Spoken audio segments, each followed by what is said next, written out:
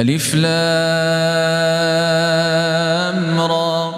تلك آيات الكتاب المبين إنا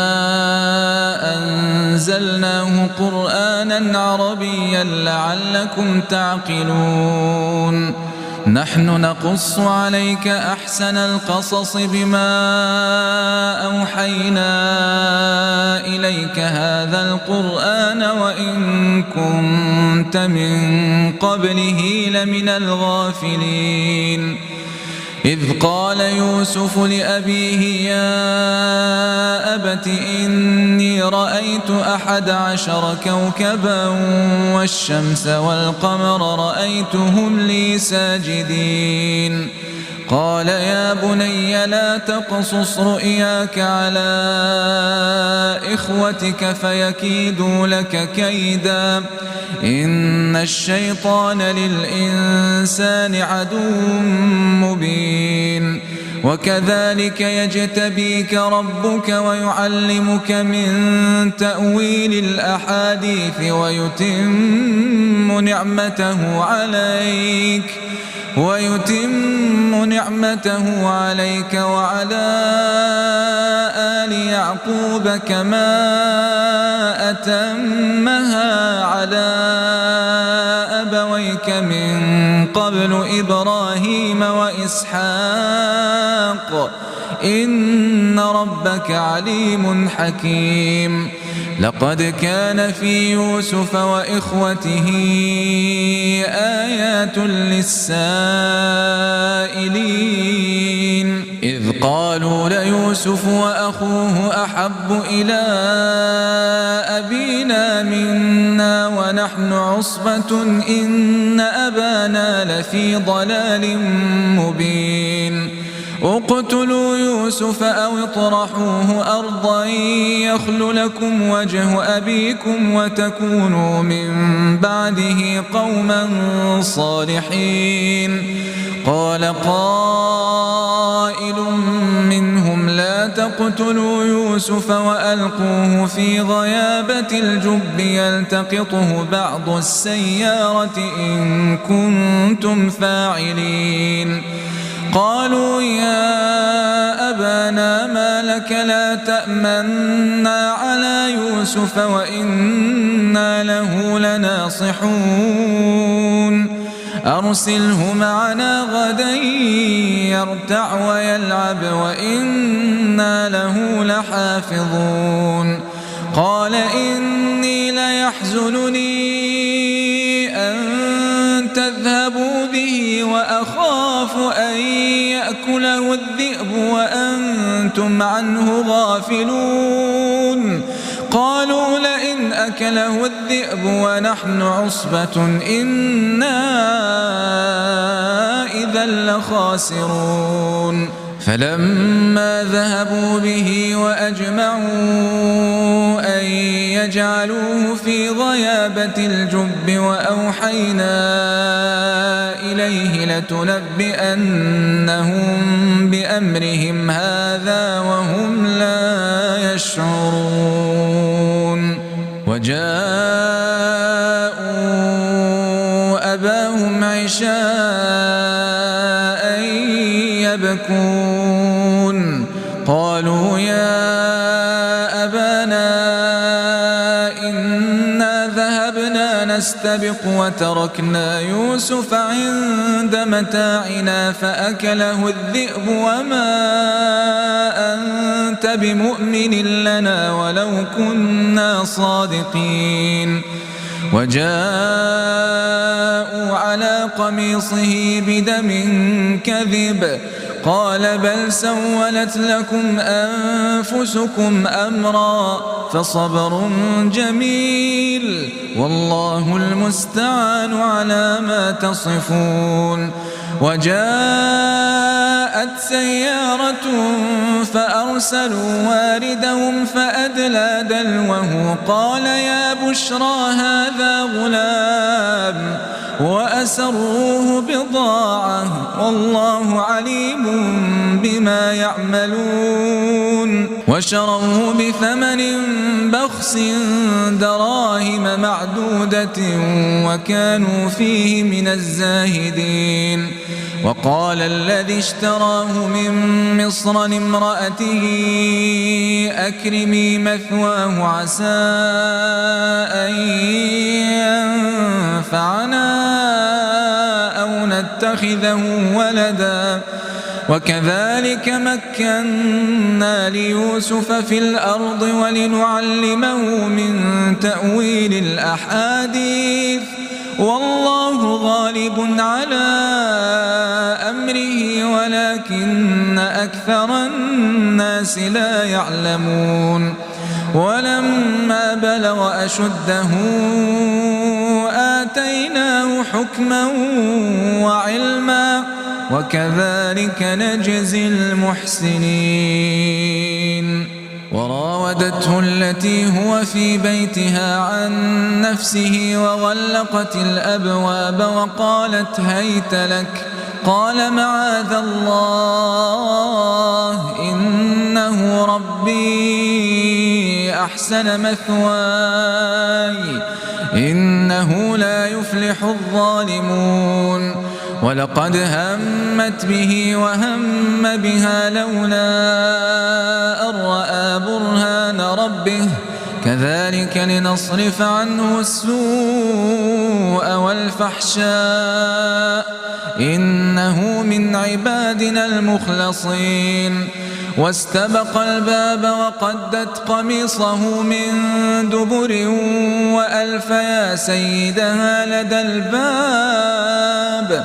قالت ما جزاء من أراد بأهلك سوءا إلا أن يسجن أو عذاب أليم قال هي راودتني عن نفسي وشهد شاهد من أهلها إن كان قميصه قد من قبل فصدقت وهو من الكاذبين وإن كان قميصه قد من دبر فكذبت وهو من الصادقين. فلما رأى قميصه قد من دبر قال إنه من كيدكن إن كيدكن عظيم. يوسف أعرض عن هذا واستغفري لذنبك إنك كنت من الخاطئين. وقال نسوة في المدينة امرأة العزيز تراود فتاها عن نفسه قد شغفها حبا إنا لنراها في ضلال مبين. فلما سمعت بمكرهن أرسلت إليهن وأعتدت لهن متكأ وآتت كل واحدة منهن سكينا وقالت اخرج عليهن.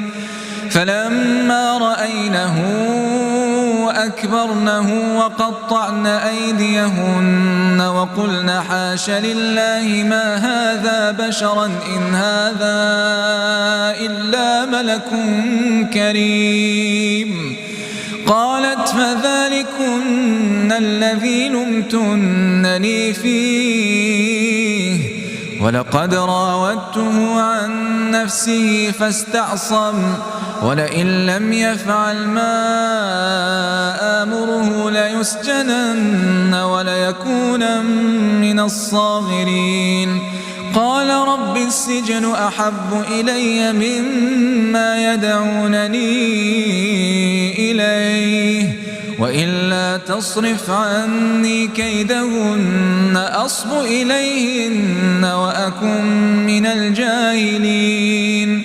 فاستجاب له ربه فصرف عنه كيدهن إنه هو السميع العليم. ثم بدا لهم من بعد ما رأوا الآيات ليسجننه حتى حين. ودخل معه السجن فتيان قال أحدهما إني أراني أعصر خمرا وقال الآخر إني أراني أحمل فوق رأسي خبزا تأكل الطير منه نبئنا بتأويله إنا نراك من المحسنين قال لا يأتيكما طعام ترزقانه إلا نبأتكما بتأويله قبل أن يأتيكما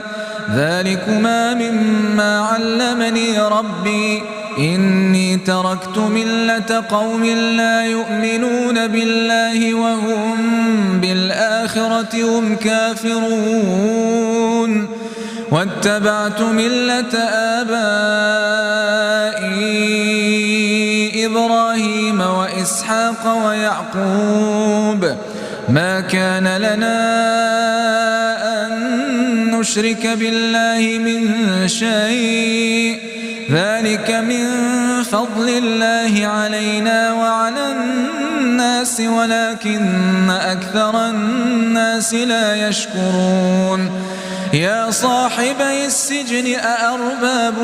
متفرقون خير أم الله الواحد القهار ما تعبدون من دونه إلا أسماء سميتموها أنتم وآباؤكم ما أنزل الله بها من سلطان إن الحكم إلا لله أمر ألا تعبدوا إلا إياه ذلك الدين القيم ولكن أكثر الناس لا يعلمون يا صاحبي السجن أما أحدكما فيسقي ربه خمرا وأما الآخر فيصلب فتأكل الطير من رأسه قضي الأمر الذي فيه تستفتيان وقال للذي ظن أنه ناج منهما اذكرني عند ربك فأنساه الشيطان ذكر ربه فلبث في السجن بضع سنين وقال الملك إني أرى 7 بقرات سمان يأكلهن 7 عجاف و7 سنبلات خضر وأخر يابسات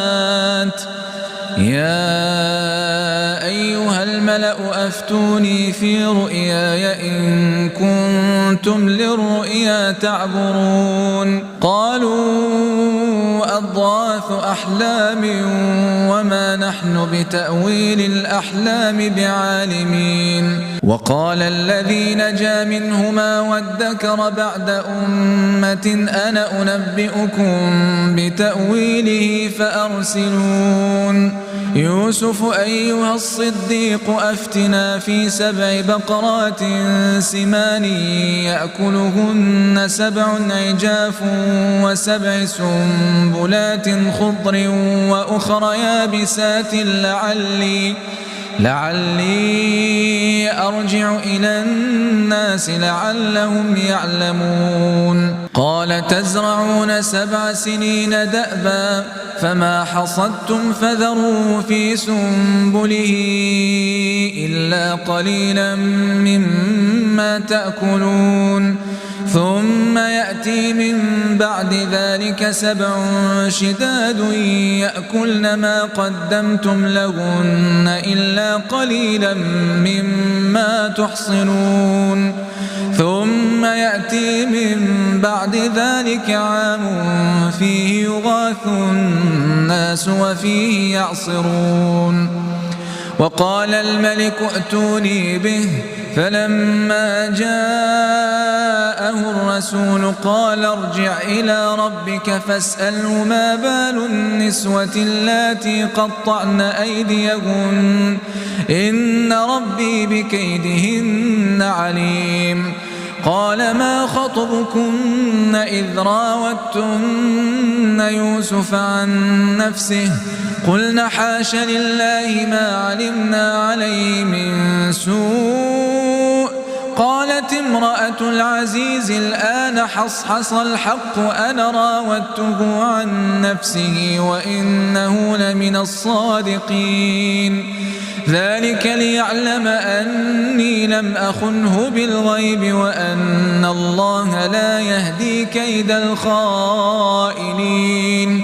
وما أبرئ نفسي إن النفس لأمارة بالسوء إلا ما رحم ربي إن ربي غفور رحيم. وقال الملك ائتوني به أستخلصه لنفسي فلما كلمه قال إنك اليوم لدينا مكين أمين. قال اجعلني على خزائن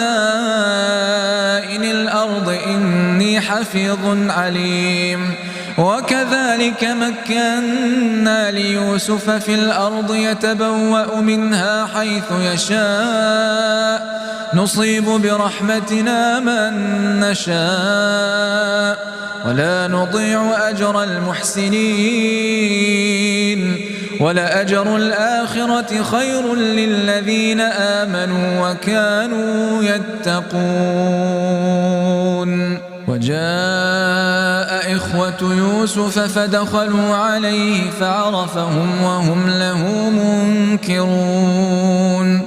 ولما جهزهم بجهازهم قال ائتوني بأخ لكم من أبيكم ألا ترون أني أوفي الكيل وأنا خير المنزلين. فإن لم تأتوني به فلا كيل لكم عندي ولا تقربون. قالوا سنراود عنه أباه وإنا لفاعلون. وقال لفتيانه جعلوا بضاعتهم في رحالهم لعلهم يعرفونها إذا انقلبوا إلى أهلهم لعلهم يرجعون. فلما رجعوا إلى أبيهم قالوا يا أبانا منع منا الكيل فأرسل معنا أخانا نكتل وإنا له لحافظون. قال هل آمنكم عليه إلا كما أمنتكم على أخيه من قبل فالله خير حافظا وهو أرحم الراحمين. ولما فتحوا متاعهم وجدوا بضاعتهم ردت إليهم قالوا يا أبانا ما نبغي هذه بضاعتنا ردت إلينا ونمير أهلنا ونحفظ أخانا ونزداد كيل بعير ذلك كيل يسير. قال لن أرسله معكم حتى تؤتون موثقا من الله لتأتونني به إلا أن يحاط بكم. فلما آتوه موثقهم قال الله على ما نقول وكيل. وقال يا بني لا تدخلوا من باب واحد وادخلوا من أبواب متفرقة وما أغني عنكم من الله من شيء إن الحكم إلا لله عليه توكلت وعليه فليتوكل المتوكلون ولما دخلوا من حيث أمرهم أبوهم ما كان يغني عنهم من الله من شيء إلا حاجة في نفس يعقوب قضاها وإنه لذو علم لما علمناه ولكن أكثر الناس لا يعلمون ولما دخلوا على يوسف آوى إليه أخاه قال إني أنا أخوك فلا تبتئس بما كانوا يعملون فلما جهزهم بجهازهم جعل السقاية في رحل أخيه ثم أذن مؤذن أيتها العير إنكم لسارقون قالوا وأقبلوا عليهم ماذا تفقدون قالوا نفقد صواع الملك ولمن جاء به حمل بعير وأنا به زعيم قالوا تالله لقد علمتم ما جئنا لنفسد في الأرض وما كنا سارقين قالوا فما جزاؤه إن كنتم كاذبين قالوا جزاؤه من وجد في رحله فهو جزاؤه كذلك نجزي الظالمين فبدأ بأوعيتهم قبل وعاء أخيه ثم استخرجها من وعاء أخيه كذلك كدنا ليوسف ما كان ليأخذ أخاه في دين الملك إلا أن يشاء الله نرفع درجات من نشاء وفوق كل ذي علم عليم قالوا إن يسرق فقد سرق أخ له من قبل فأسرها يوسف في نفسه ولم يبدها لهم قال أنتم شر مكانا والله أعلم بما تصفون قالوا يا أيها العزيز إن له أبا شيخا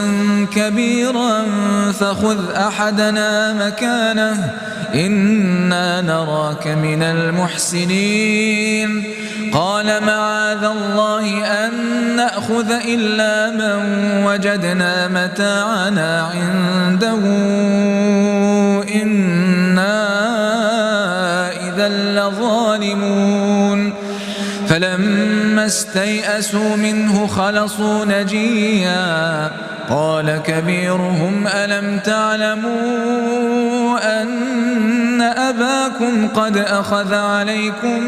موثقا من الله ومن قبل ما فرطتم في يوسف فلن أبرح الأرض حتى يأذن لي أبي أو يحكم الله لي وهو خير الحاكمين ارجعوا إلى أبيكم فقولوا يا أبانا إن ابنك سرق وما شهدنا إلا بما علمنا وما كنا للغيب حافظين واسأل القرية التي كنا فيها والعير التي أقبلنا فيها وإنا لصادقون قال بل سولت لكم أنفسكم أمرا فصبر جميل عسى الله أن يأتيني بهم جميعا إنه هو العليم الحكيم. وتولى عنهم وقال يا أسفا على يوسف وابيضت عيناه من الحزن فهو كظيم. قالوا تالله تفتأ تذكر يوسف حتى تكون حرضا أو تكون من الهالكين. قال إنما أشكو بثي وحزني إلى الله وأعلم من الله ما لا تعلمون. يا بني يذهبوا فتحسسوا من يوسف وأخيه ولا تيأسوا من روح الله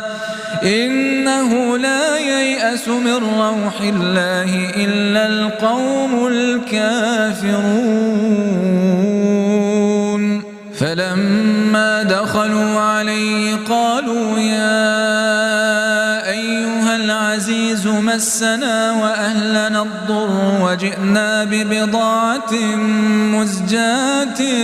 فأوف لنا الكيل وتصدق علينا إن الله يجزي المتصدقين.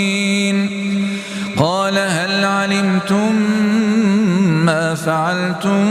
بيوسف وأخيه إذ أنتم جاهلون؟ قالوا أئنك لأنت يوسف؟ قال أنا يوسف وهذا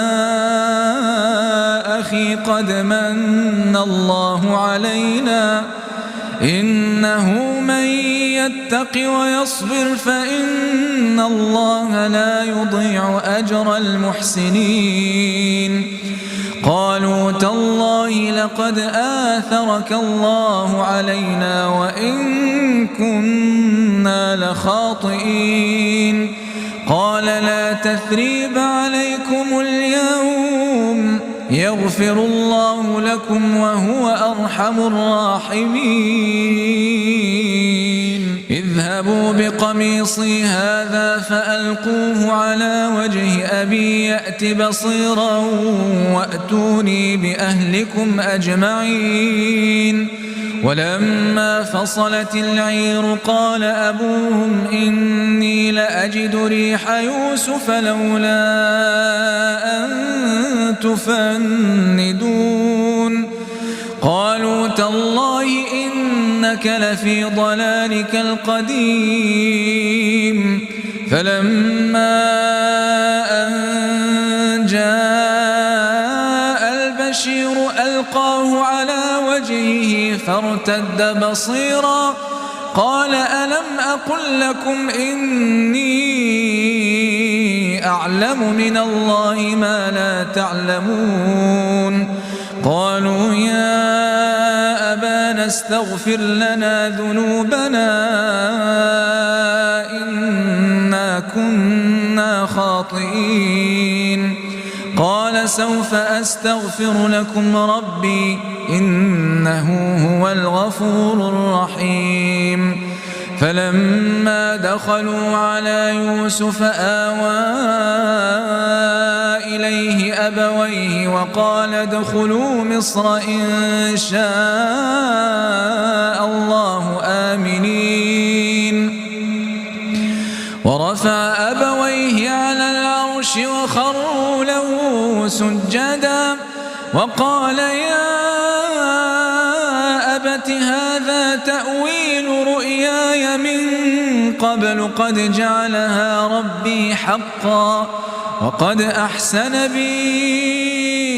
إذ أخرجني من السجن وجاء بكم من البدو من بعد أن نزغ الشيطان بيني وبين إخوتي إن ربي لطيف لما يشاء إنه هو العليم الحكيم. رب قد آتيتني من الملك وعلمتني من تأويل الأحاديث فاطر السماوات والأرض أنت وليي في الدنيا والآخرة توفني مسلما وألحقني بالصالحين ذلك من أنباء الغيب نوحيه إليك وما كنت لديهم إذ أجمعوا أمرهم وهم يمكرون وما أكثر الناس ولو حرصت بمؤمنين وما تسألهم عليه من أجر إن هو إلا ذكر للعالمين وكأين من آية في السماوات والأرض يمرون عليها وهم عنها معرضون وما يؤمن أكثرهم بالله إلا وهم مشركون أفأمنوا أن تأتيهم غاشية من عذاب الله أو تأتيهم الساعة بغتة وهم لا يشعرون قل هذه سبيلي أدعو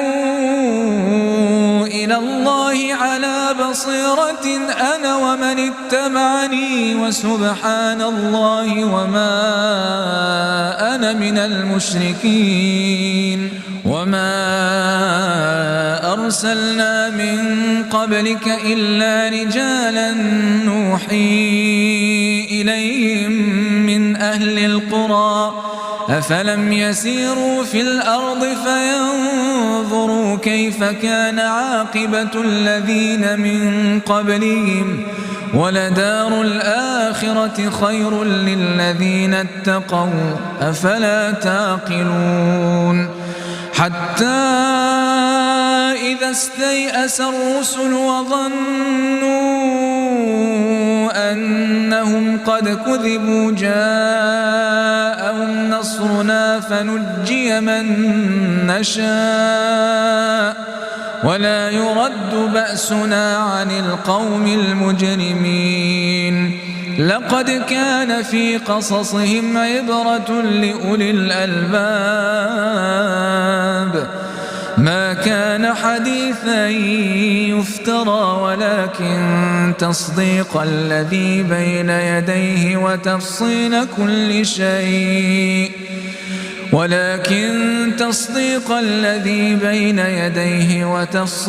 كل شيء وهدى ورحمة لقوم يؤمنون